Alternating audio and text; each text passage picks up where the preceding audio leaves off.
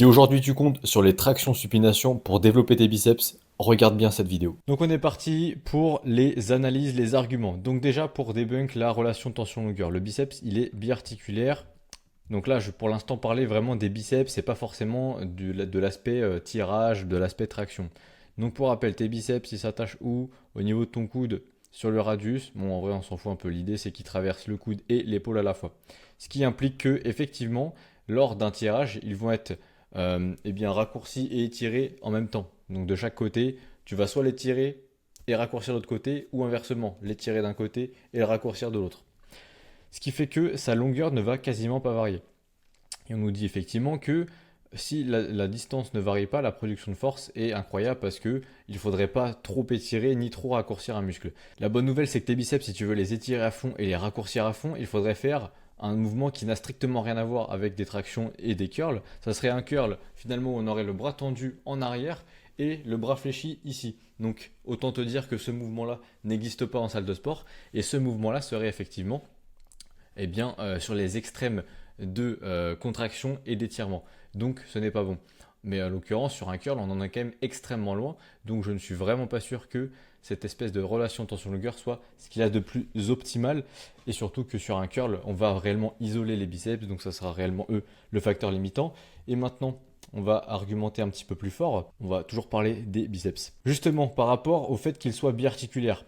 Cette relation tension-longueur, on l'entend beaucoup pour les biceps, mais on l'entend jamais pour le droit fémoral. Le droit fémoral, c'est un des 4 vastes du quadriceps, et c'est le seul qui traverse également l'articulation de la hanche. Tu as 3 faisceaux sur ton quadriceps qui font que de l'extension de genou, donc en fait il traverse que le genou, alors que lui, le quatrième, il traverse également la hanche. Ce qui fait que sur un squat, tu vas faire exactement comme avec des tractions sur tes biceps, à savoir que tu vas étirer, raccourcir, et ici ça va être l'inverse, étirer, raccourcir. Le droit fémoral, ça va être la même chose. En bas d'un squat, au niveau du genou, ça va être étiré, mais ici, ça va être raccourci car tu auras le buste vers tes genoux. Et au contraire, quand tu vas te redresser, ici, ça va se raccourcir, tu vas faire une extension de genou, mais en même temps, tu vas te redresser. Donc, tu vas faire une extension de hanche, donc tu vas étirer à cet endroit-là. Donc, en gros, ça revient à dire que les tractions pour les deux chefs du biceps ou alors un squat pour le droit fémoral, c'est la même chose. On est d'accord. Maintenant, quelques petites études qui citent effectivement que, alors ici, on a une étude qui nous comparait justement le leg extension et un exercice de presse à cuisse pour tous les vastes du quadriceps. Il n'y avait aucune différence significative sauf pour le droit fémoral. Effectivement, le droit fémoral était bien plus hypertrophié sur le leg extension que sur la leg press, ce qui implique quoi? Que effectivement, si on est sur un squat, une leg press, peu importe, le droit fémoral ne va pas être plus hypertrophié que ça par rapport à un leg extension. Ce qui veut dire qu'on pourrait faire le même parallèle avec des tractions pour des biceps. Effectivement, tes biceps, ce ne sont pas les seuls qui servent à fléchir ton coude. Et c'est là où je voulais en venir, c'est que quand on parle de hypertrophier ses biceps, des fois, on parle des fléchisseurs du coude. Et c'est pas la même chose. Biceps, donc effectivement, c'est les deux qui traversent l'épaule. Tac, on a les deux chefs, le chef court, le chef long. On a également le brachial. Brachial, il ne s'insère pas au-dessus de l'épaule. Il s'arrête sur l'humérus, pardon. Donc il traverse que le coude. Et lui, pour le coup, il pourrait potentiellement être travaillé davantage sur un tirage, puisque l'articulation de l'épaule, on s'en fout totalement pour hypertrophier le brachial. Tout ce qui compte, c'est fléchir le coude. Peu importe la position de l'épaule, on s'en fiche. Et pareil pour le brachioradial, lui, c'est celui qui est le long de notre avant-bras. Lui, c'est la même chose pour le coup. Et là où je voulais en venir, c'est que ici, pareil, on a fait l'étude entre des curls et un exercice de tirage. En l'occurrence, c'était pas des tractions, mais c'était, il me semble, un rowing halter. Donc en soi, c'est un peu le même principe. L'idée, c'est de tirer une charge.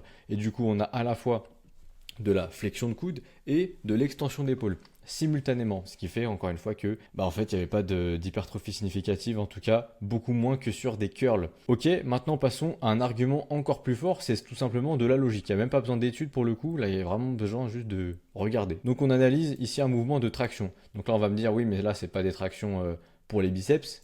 Ok, on verra un petit peu plus tard, j'ai pris un exemple exprès pour. Donc on est sur des tractions dans un plan frontal avec les coudes qui passent sur l'extérieur. Donc ici j'ai pris 3 positions, donc en violet c'est ma tête, et en jaune c'est mes bras. Donc la position en bas, étirée, au milieu et à la fin où on a la tête au-dessus de la barre. Ok. Concrètement, qu'est-ce qui se passe? On va simplement faire une analyse de levier. Une analyse de levier, comment ça se passe? C'est vraiment extrêmement facile honnêtement. Donc on est d'accord sur des tractions, je suis soumis à la gravité. À la gravité qu'on va représenter en rose, donc ça va être la ligne de la force tout simplement. Donc mon poids est soumis par ce poids-là. Ok. Maintenant ce qui nous intéresse, c'est pas réellement mon poids en lui-même, mais c'est plutôt où est-ce que la force est appliquée sur mon corps. Soit c'est pas ma tête qui subit la pression, ça va être à chaque fois au niveau de la prise, puisque je suis suspendu à une barre.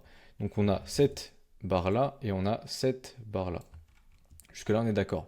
Donc là ça va être vraiment la direction de la force qui m'attire vers le bas tout simplement. Vraiment c'est la gravité quoi. Vraiment on peut pas faire plus simple. Donc maintenant qu'on comprend où s'applique la gravité au niveau de mes mains, maintenant on va analyser au niveau articulation et quels muscles vont être impliqués directement. Voilà, ça va être vraiment très simple. On a juste à prendre une autre ligne. Donc là on va la prendre par exemple en vert. Ça va représenter ce qu'on appelle un bras de levier. Donc un bras de levier c'est tout bonnement la distance entre la force, la ligne de la force et l'articulation mise en jeu. Donc là, on va avoir les coudes, effectivement, et l'épaule. Voilà, là on est pas mal. Donc on a ces deux lignes-là. Donc cette ligne-là, ce bras de levier sur l'épaule, indique qu'il y a une force appliquée vers le bas, donc qui nous fait attirer notre coude, enfin qui nous fait tirer notre coude en tout cas, vers cette direction-là, donc vers le bas. Ok. Maintenant au niveau du coude ici, si on voulait qu'il y ait des biceps, il aurait fallu qu'il y ait une grande ligne verte, tout simplement.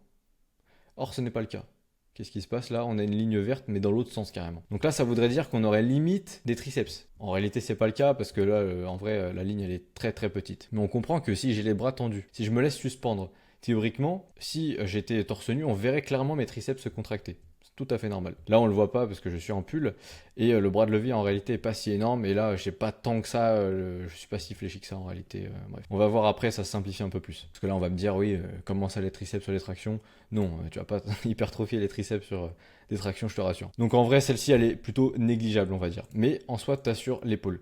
Mais là où je veux en venir, tout simplement, c'est que, regarde, ici, on va copier ces deux lignes-là. On a cette ligne de force qui traverse pile poil le coude. Encore une fois, on n'a toujours pas de bras de levier dessus. Si je voulais qu'il y ait du bras de levier dessus, il faudrait que mon coude soit là et mon numérus soit là. Là, pourquoi pas? Là, effectivement, il y aurait du bras de levier sur mon coude et donc des biceps. Pourquoi? Là, parce que finalement, la force, si je voulais pour lutter contre la force, j'ai envie de rapprocher mon poignet comme ça. J'ai envie de rapprocher mon poignet vers mon épaule. Or, c'est absolument pas le cas. Mon épaule, enfin mon coude ici, il était placé en dessous de la ligne, pile poil. Donc encore une fois, on n'a toujours pas de bras de levier sur le coude. Là, on va prendre un exemple où là, vraiment, on va me dire, oui, là, effectivement, on pourrait se dire que là, effectivement, il y a du biceps dans l'histoire. Je vais vous montrer qu'il n'y en a quasiment pas en réalité. Donc là, on va prendre la ligne rose, encore une fois, c'est... Bon là je l'ai simplifié parce qu'elle bouge un tout petit peu, hein. On voit le cap de la poulie qui bouge un peu, et j'ai malheureusement pas la vidéo en entière. Ok, donc là effectivement on a le bras qui est tendu, là le coude qui est juste là, on va faire une analyse de levier encore une fois. Donc là on a l'épaule, on prend 90 degrés ici, ok, 90 degrés avec le coude, on a ça. Bon, on voit clairement qu'il y a une énorme dominante sur l'épaule. Qui dit dominante sur l'épaule dit tous les muscles qui contribuent à l'extension de l'épaule, à savoir le grand dorsal en l'occurrence sur ce mouvement-là. Et le coude, il a, en gros, il a un petit peu plus qu'un quart de toute l'équation. Un petit peu plus qu'un quart pour un muscle beaucoup moins puissant que le grand dorsal.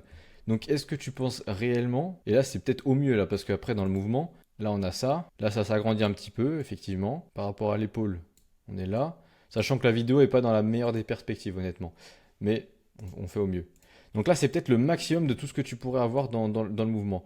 On a à peu près la moitié. Ok. Et encore, je suis gentil sur le coude là, parce qu'en réalité, il est pas vraiment là, son coude, il est là. Voilà. Bon, à quelque chose près, on n'aura jamais plus que la moitié. Qu'est-ce que ça veut dire ça? Ça veut dire que faut juste penser mathématiques en fait. Si dans ton mouvement, tu as 50% de biceps, même pas, allez, 40% de biceps et 60% de grand dorsal. Le grand dorsal qui est beaucoup plus puissant, littéralement, enfin c'est logique, hein, le muscle est beaucoup plus grand. L'amplitude qui parcourt est beaucoup plus grande. T'es plus fort du grand dorsal que de tes biceps. Ça paraît normal. Qu'est-ce que ça veut dire? Tout simplement que tes biceps, ils vont jamais être le facteur limitant. S'ils sont jamais le facteur limitant, si c'est jamais eux qui s'approchent de l'échec musculaire, eh bien ils vont jamais être hypertrophiés. Donc pourquoi dire que tous tes tirages, ça recrute les biceps? Non, les biceps, encore une fois, enfin les fléchisseurs du coude globalement, dans ce genre d'exécution-là, ne vont pas tant travailler que ça. C'est vraiment ultra surcoté de dire que tu vas pouvoir travailler tes biceps avec du polyarticulaire. Ça va vraiment être compliqué. Si tu voulais là vraiment, si là sur le schéma, tu voulais avoir du travail sur les biceps, la force aurait dû être au grand minimum dans cette direction-là. Et là, effectivement, il y a un peu plus d'équations. Enfin, dans l'équation, il y a beaucoup plus de biceps. Sauf que là, la force, malheureusement, elle est comme ça. Tu vois la différence? Il faudrait au minimum que la force vienne de un peu plus devant soi. Et là, qu'est-ce que ça représente? Ben, ça représente un curl, au final. Là, notre coude lutte beaucoup plus et notre poignet va vouloir se rapprocher de notre épaule. Et ça s'appelle tout simplement un curl. Donc il faut juste pas bouger son coude lors du travail des biceps. Et là, au final, tu as un vrai travail des biceps si tu ne bouges pas ton coude. Ça s'arrêtera là, tout simplement. Je n'irai pas plus loin dans cette analyse. J'espère qu'elle aura été relativement claire, même si je sais que c'est un peu vague pour la plupart. Il faut quand même un minimum être branché et avoir un petit peu de connaissances, l'analyse de levier, tout ça. Bref, globalement, ce que tu dois retenir, c'est que tu ne pourras pas réellement hypertrophier tes biceps, encore moins tes biceps d'ailleurs, hein, sur des tirages. Potentiellement, comme on l'a dit tout à l'heure, ton brachial et ton brachioradial. Et encore, on le voit que sur l'analyse des leviers, ça représentera jamais plus de 40% de l'équation. À moins de faire un curl, tout simplement. Donc si tu fais des tractions réellement comme ça, effectivement, mais là ça se rapproche plus d'un curl que d'un tirage au final. Donc ça sera tout pour cette vidéo.